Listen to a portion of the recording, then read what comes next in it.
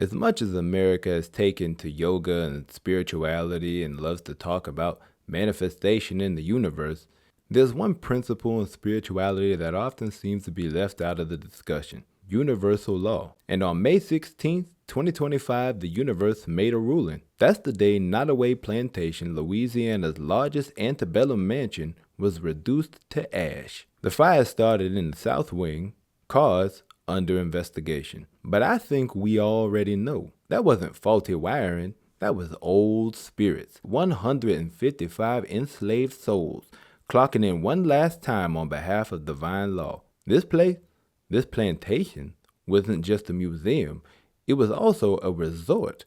They served wine on slave-built balconies. They hosted weddings on blood-soaked bricks.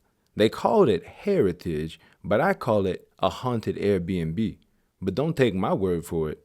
I've got former curator of the We Would Have Finally Freed Y'all Eventually exhibit. On the line today is Karen Nottaway, former curator of the now barbecued Nottaway Plantation. Karen, go ahead. Why are you speaking out so fervently on the alleged tragedy of this fire? Yeah, the most in this region, and that's because when he purchased a slave, if the slave had a wife and children, he'd buy the whole family so that they would never be separated.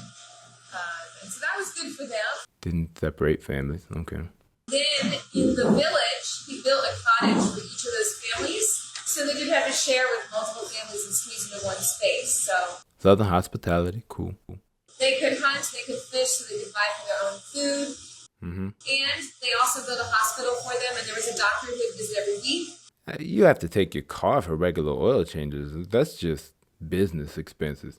The doctor trained one of the slaves to be a nurse to take care of them. Internships too, huh?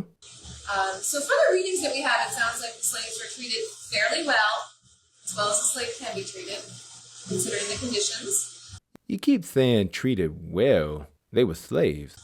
When the war ended, the majority of the slaves stayed here. Trauma don't always come with bus fare. We actually have descendants of the slaves who still work here today. Dave, hang up on this bitch. Hang up the phone. Disconnect the call. The fire took the house, but the sickness still standing. Thanks for watching WKE News. I'm Hugh Hampton. Stay woke.